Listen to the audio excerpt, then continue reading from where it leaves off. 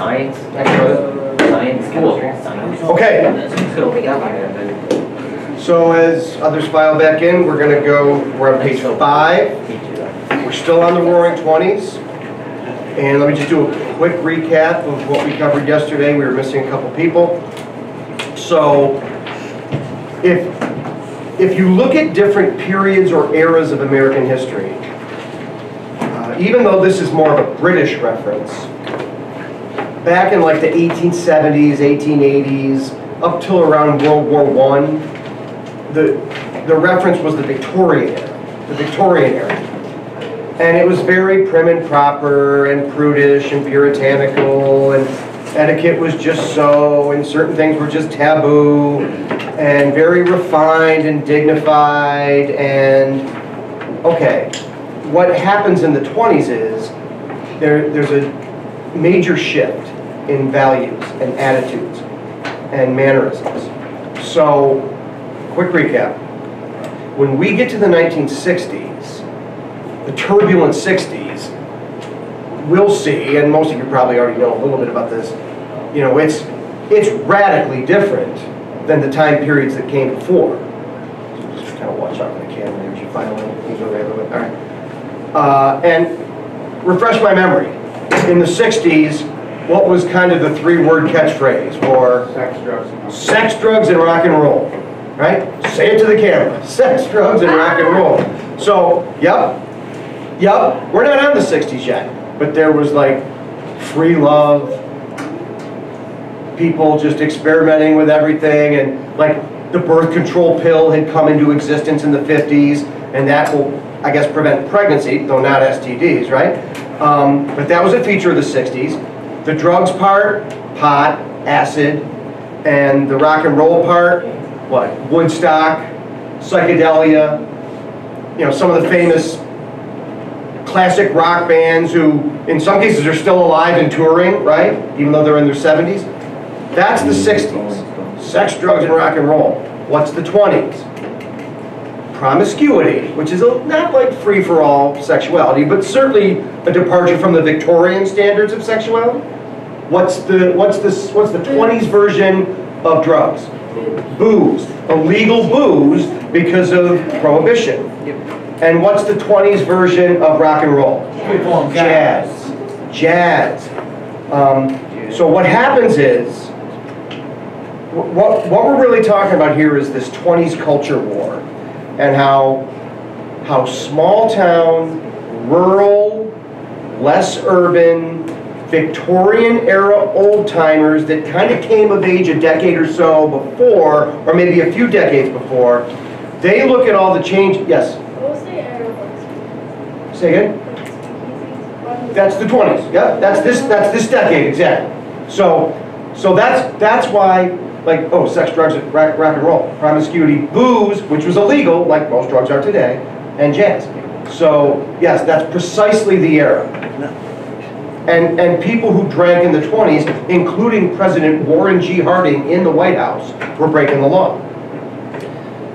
And if I'm some old timer, well, probably what I am in your eyes, like some aging white guy, you know, from small town America, whose grandfather was a congregational minister, and you know, my attitudes about some of these issues are probably different than yours and a little more traditional.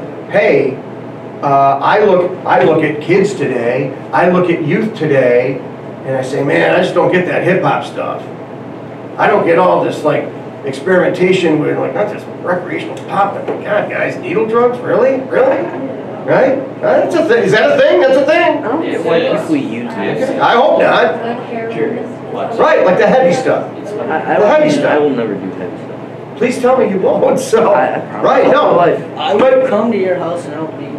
But I'll go with you. Do you see my point though? Like in the 20s, people are like, oh my gosh, booze, clutch those pearls, right?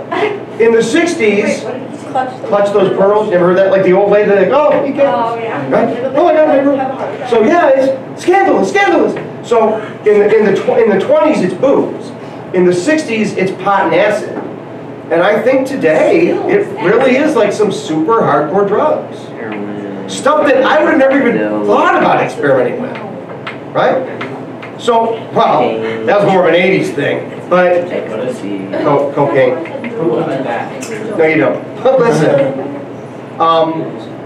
attitudes change, and here's the big picture.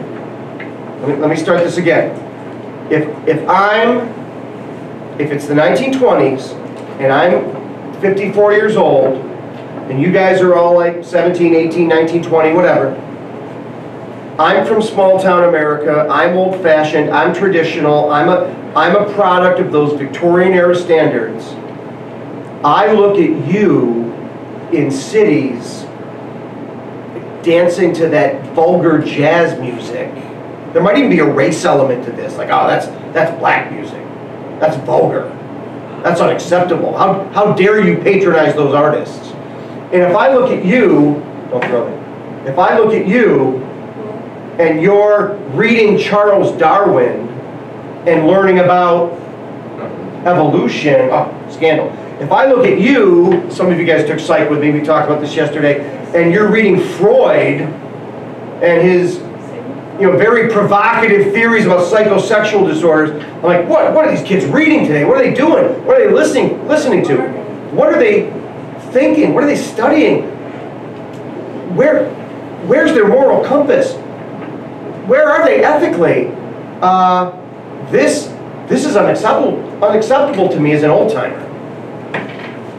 So I'm going to push back, and that's going to result in a culture war. Okay, so that's what made the 20s dynamic and roaring, and loud, and urban, and rebellious. And it is sometimes called the Jazz Age. All right, so if we go back to my era, because I'm the Victorian guy, I'm the head of the household. And the house is the center of everything. And my wife is an extension of me and my domestic empire. And she cooks and cleans. And she raises the kids. And that's her role.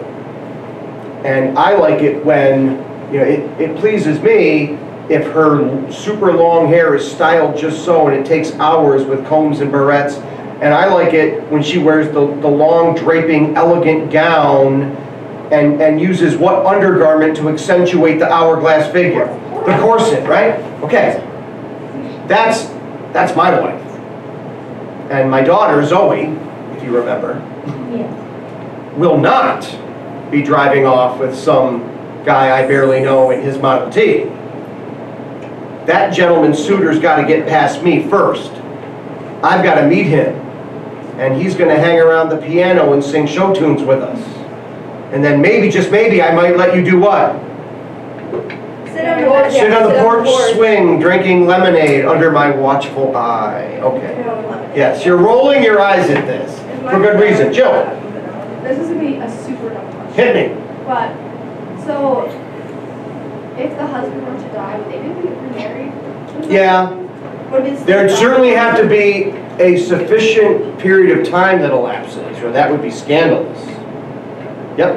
So, did that happen a lot too then? Perhaps. Yeah, I think so. And you got to remember too, this is before Social Security and disability benefits and death benefits, and well, I hope you don't have to sell this beautiful Victorian era house to survive, right? Because that could be an issue. See, but that's a huge difference. Thank you. That's a huge disconnect, I think, from modern attitudes. Okay, now, as far as the kids are concerned, and this is the last thing that, if you weren't here yesterday, you missed. Seen and not heard. What little factory workers in training. Don't question authority. Certainly don't question mine. Don't make waves. Don't be rebellious. But that's what made the 20s so dynamic. Because if you drop down, here we go to number 2. This is new. Effects on various groups, starting with women.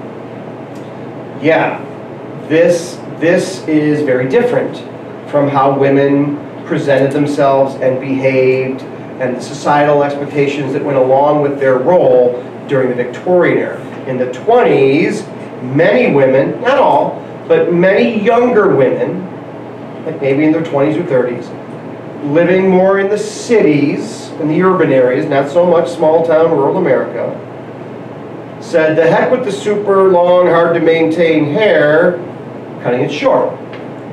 They bobbed their hair. Like, yeah, a lot of them had like the contour wave thing, that was a style. And the long, elegant dresses and the corsets, gone, and replaced with shorter skirts. Not like the mini skirts and the hot pants of the 60s, we'll get there. They were like just brilliant.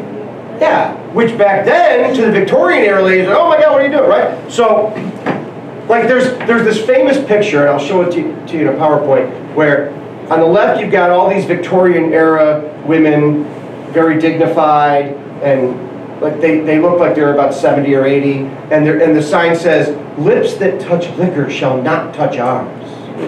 And when you look at them, you're like, listen, sweetheart, I don't think anyone's like standing in line to plant one with you.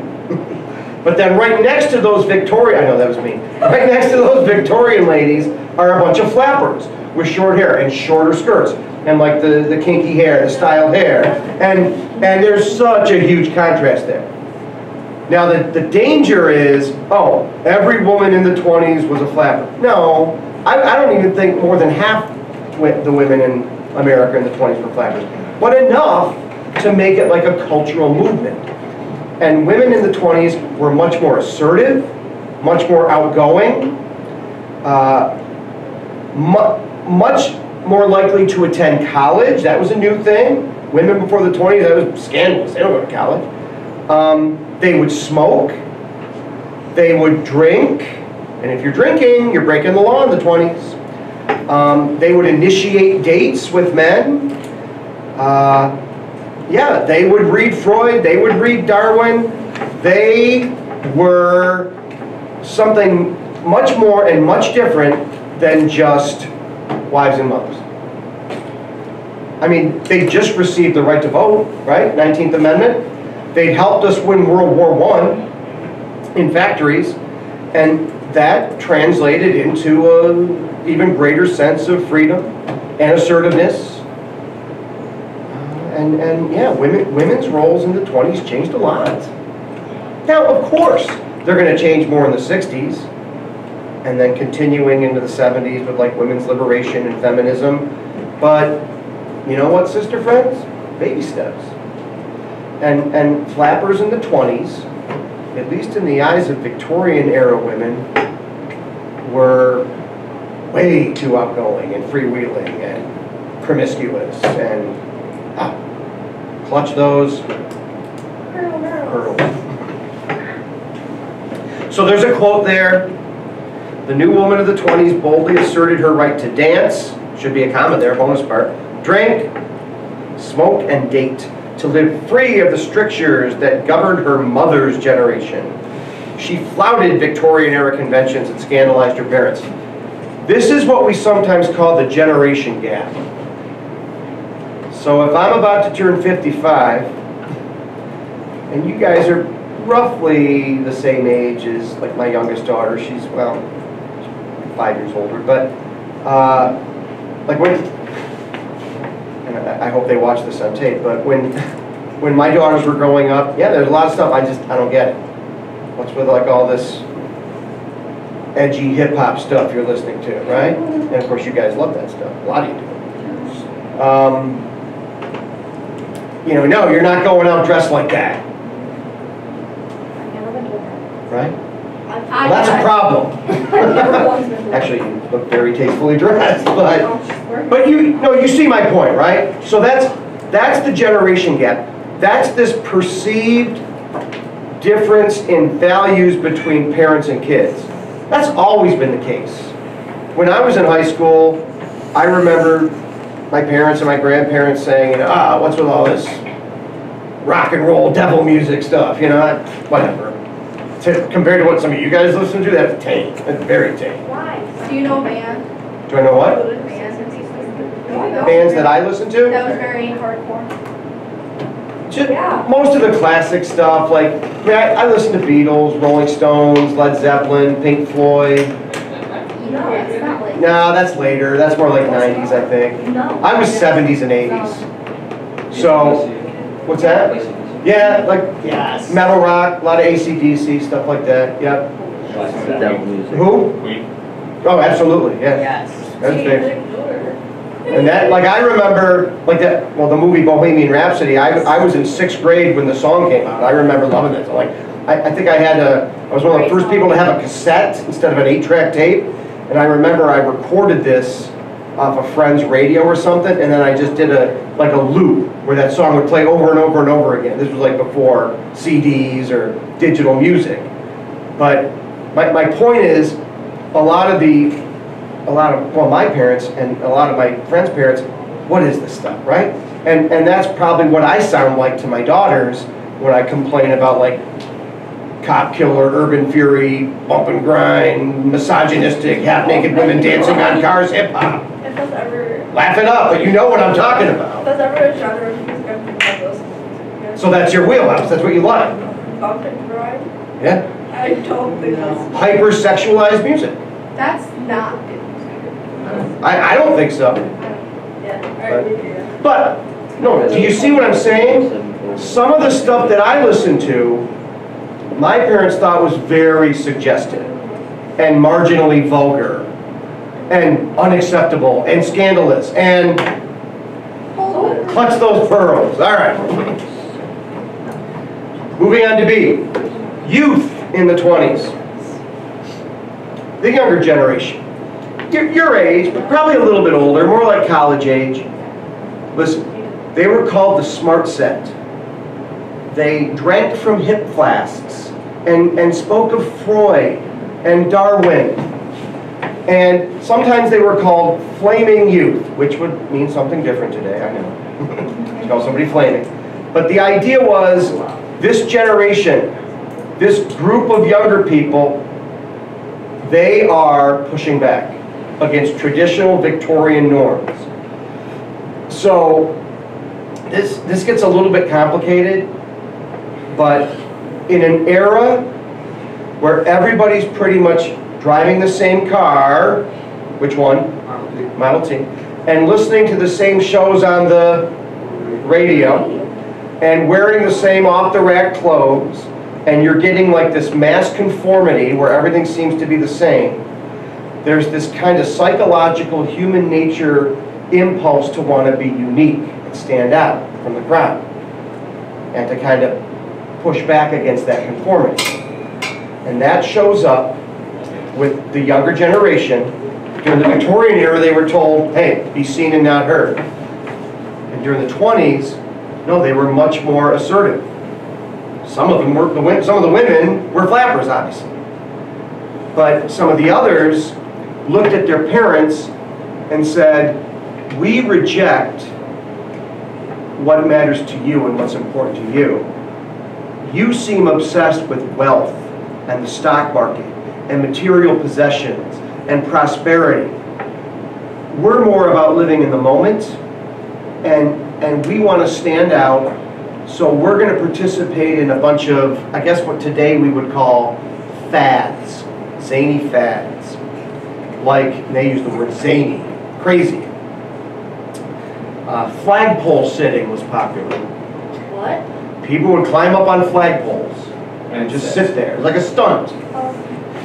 Yep. So aviation was kind of new. And you had wing walkers and like air stunts, like daredevil stuff, huge in the 20s. Marathon dancing, big. Like dance contests that would, like the last person standing wins. The Charleston, dancing the Charleston. That was a popular dance of that era. Mahjong tournaments. Isn't that like a game on your iPhone now? It's like a domino. Yeah, it's kind of like that. It's like tiles or dominoes, yep. Crossword puzzles became very popular. Oh, back to flappers for a second. I can't remember if I said this, but another thing about flappers that was so scandalous is that they wore makeup. And if you wore makeup during the Victorian era, people thought you were what? Prostitute. So attitudes change, values change. And among the younger generation, among the flaming youth, or the smart set as they were called, mostly college age, this is a rejection of traditional Victorian standards. Now, some of these younger Americans in the 20s were very critical of American middle-class values. And some of these critics were writers, like F. Scott Fitzgerald, like Ernest Hemingway. Okay, so you recognize these names. All right.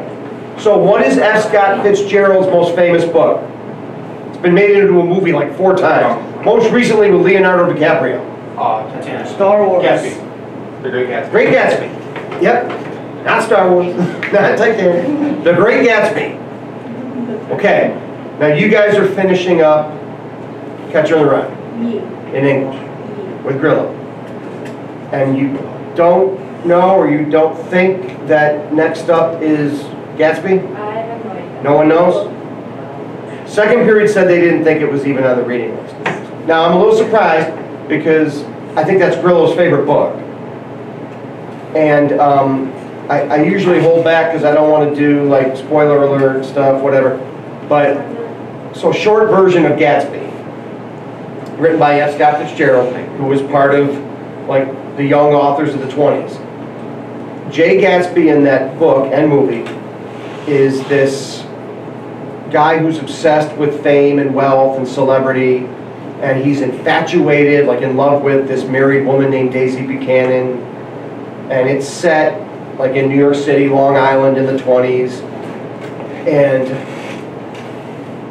I don't know how to do this without completely wrecking the outcome, but, well, basically, in the end, Gatsby dies, right? So the oversimplified message or theme here is, if all you care about is wealth and possessions and fame and fortune, it's going to end badly. And that was kind of like F. Scott Fitzgerald's masterpiece. Now he and Hemingway and Gertrude Stein and Faulkner and some of these other 20s writers, a lot of them left America. They considered themselves to be almost like what we call expatriates or expats, and they went to live in Paris, and they would write a lot of these books in the cafes of Paris, and all these books tended to be critical of American middle-class values in the 20s. As a group of authors, they're sometimes called the lost generation of authors, because the underlying theme is always kind of like America sucks, or at least what America's become in the 20s is something we can't go along with. To the extent that those writers were mostly very young, they fit into this flaming youth thing. Okay? Questions on that? Flappers, smart set. Next up, Black Americans, African Americans. It's the 1920s, and that great northern migration that started during World War I continues. Why did so many Black Americans leave the South during the war years? There were jobs in northern factories, like in cities like Chicago, Pittsburgh, Buffalo, Cleveland, Detroit, New York. That's what pulled them to the north. And over 1 million came during World War I and into the 20s. Why did they leave the South? What pushed them out of the South? Jim Crow laws, black codes, voting restrictions, lynchings, yeah. So follow this trend to its logical conclusion as you get into the 1920s. Black people from the South are coming north, and the ones that go to like the south side of Chicago, which becomes a predominantly black neighborhood, or the area of New York City north of Central Park in Manhattan known as Harlem, you get this like congregation of mostly Black Americans living there. And in the north, where there's a little bit more tolerance, I'm not saying it was this utopia of racial harmony, but it was better than the Jim Crow South. You have the opportunity as a black poet like Langston Hughes to write about racism and stress the defiance of a black cultural pride movement in your poetry. if you're a black author like James Baldwin, you could do the same thing. You do that in the South, strange fruit. Remember that song, Strange Fruit? You'd be hanging from a tree. You'd be lynched. It's not a communism. Say again? There's a part in like that song that what you were saying. By Ella Fitzgerald, who's famous. It's Yep. like a communist. Okay, probably, yeah, I'm sure he made reference to it or co-opted it. So if someone is a black author living in Harlem during the 20s, they get a little more license to be defiant and to stress like this cultural pride within the black community. Okay, that's good. That's progress. But it also plays out in art and music,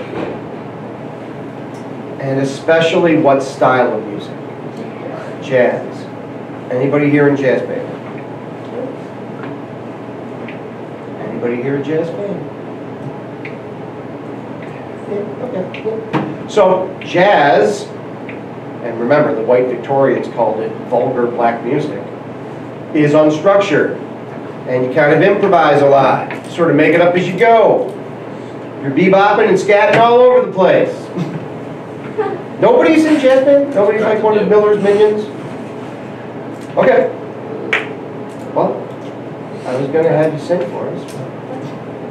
I can't sing jazz. You know I'm not shy when it comes to singing. But I'm not good at it. No one can sing. I can't do that. So we give us a taste. I can't. All right. So, I'm some middle-class white guy living on Park Avenue in New York City, in Manhattan. It's 1920s. I hop on the subway, which was built in 1907 in New York. And I take the A train up to Harlem. And I go to the Cotton Club, or the Apollo. And I see jazz greats performing jazz music. I see Dizzy Gillespie. I see Louis Armstrong. I see W.C. Handy. And what's that? But don't you also see Chris and Louis? Didn't know that. Oh, yeah, see, look, cards on the table, I don't know a lot about jazz. It sounds like some of you guys know more about it than I do. But the point is, well, we say that the 20s were also the jazz age. That's probably not as true in small town America. Where is it true? Harlem. And this musical, artistic, literary, black cultural pride movement comes to be called, highlighted, underlined, star it, the Harlem Renaissance. Bottom of page 5, letter C. The Harlem Renaissance. Questions?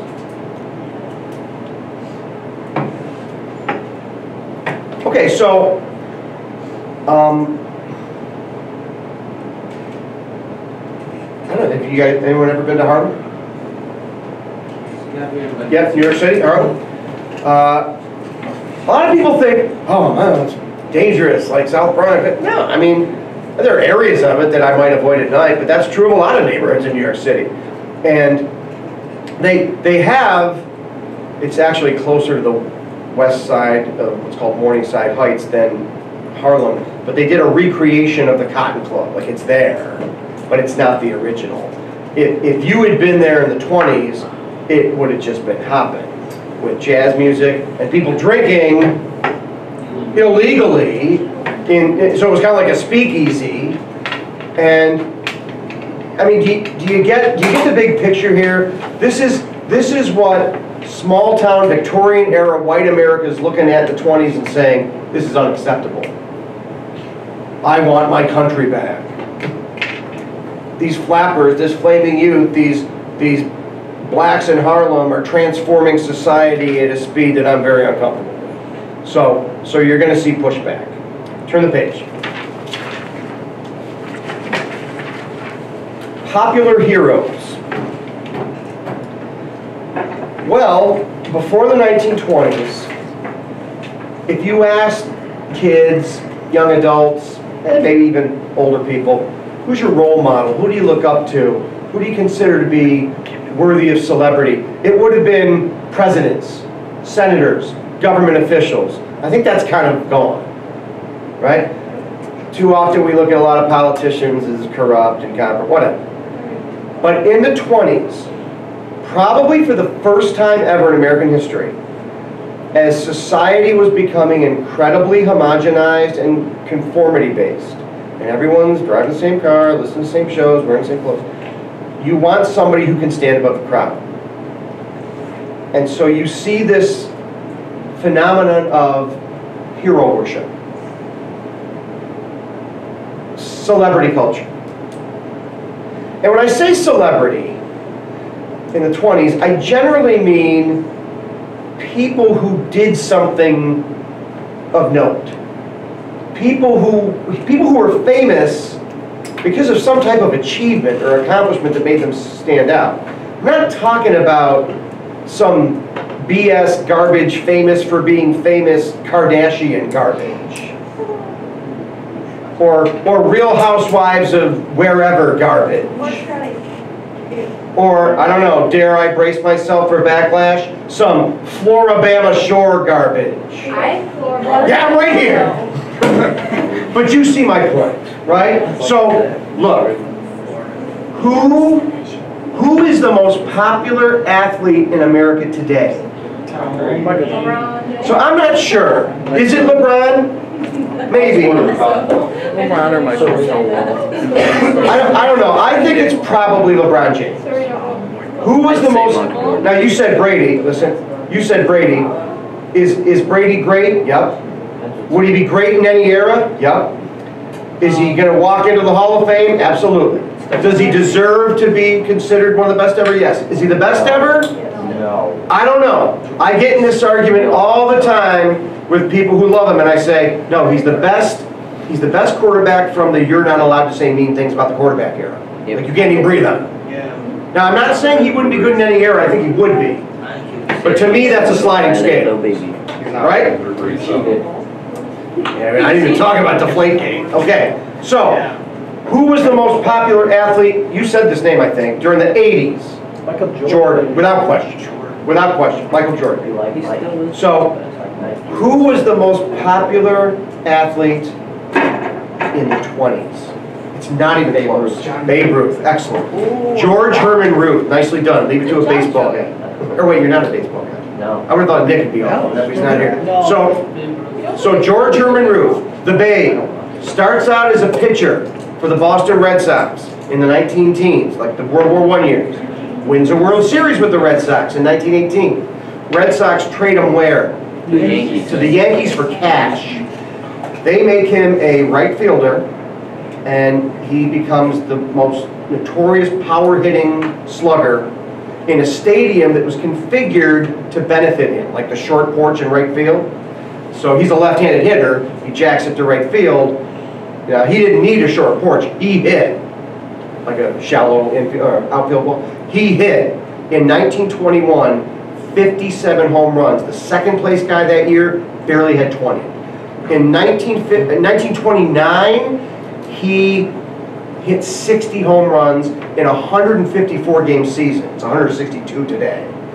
Now, those records stood for years. Roger Maris, another Yankee, hit 61 homers in 1961, conveniently enough. And then those records have since been broken by McGuire and Bonds. But what's the knock on McGuire and Bonds? Juice. They juiced. They juiced. So, Babe Ruth was so dominant in the 20s. Like, he was an orphan. They called him the orphan who made good. Became like a superstar athlete. Like, almost every kid idolized him. And, oh, by the way, the Red Sox wouldn't win another World Series for almost 100 years. They called it the curse of the Babe. They broke that curse in, was it 2006, 2008? And they've won a couple since then, I think, right? But you know, do we look up to athletes? Yeah, that kind of starts with Ruth in the 20s. Who's the other major hero of the 20s? Wasn't an athlete, he was a pilot. He was an aviator. Wright Brothers is 1907. Yeager's later, he's like 50s, yeah? Charles Lindbergh. Lindbergh with an E, B-E-R-G. So Charles Lindbergh was a pilot who they've been dangling this prize. Aviation was kind of new in the 20s, but he flew. Yeah. He flew over, talk over the Atlantic. Atlantic. Yep. He flew solo, non-stop, because you don't have a choice once you're out over the open water, from New York to Paris in 1927, a 35-hour flight by himself for, I think it was a $50,000 prize, which back then was a lot of money. And he made it, and he became a hero and a celebrity. And he landed in Paris, and they celebrated, hey, it's doable. Somebody can actually fly across the Atlantic non-stop by themselves. He came back by boat, because you're going against the jet stream. You couldn't, the technology wasn't, like, it would have been like a 50-hour flight or something. So they give him a ticker tape parade down Broadway. He becomes a hero to an entire generation. Definitely a celebrity, a target of hero worship during the 20s. Those are the two main names I think that are worth emphasizing. Are there others? Yeah, you had actors like Charlie Chaplin, silent film star, Rudolph Valentino. What's the woman's name? Mary Pickford, I think. You know who a lot of people really idolized in the 1920s? Al Capone. Where have you heard that name before? He was a Gangster. I was a drug A mafia guy, a bootlegger, a rum runner. Booze was illegal. Capone and his organized crime racket made a fortune through, like, yep. Listen. So, what was Al Capone's nickname? El Chapo. This is later. Scarface. Yep. Scarface. Supposedly, where did he get his scar? On his face. Okay, supposedly, you win, I lose. Big you, little me, you're smart, I'm dumb. Supposedly, Big dumb. in what town did he get his scar? Little Chicago. Otherwise known as? Ullman, New York. Yep. Rumor has it that Al Capone got his famous scar in a fight, like a bar fight or a knife fight, in Ullman. Ullman back in the 20s was more populated than it is now, and it was considered almost like a halfway point between New York City and Chicago, and that was kind of his racket, his empire. Now, I don't know this for a fact, I can't like confirm it, but that's the legend, and they even made a movie, or they're making a movie, that at least part of it was filmed in Bradford and Ullman, called Little Chicago. I don't know what happened with that, or if it's finished, or what. But Capone was something of a celebrity during that era. Did you ever hear of Harry Houdini? Yeah. Escape artist?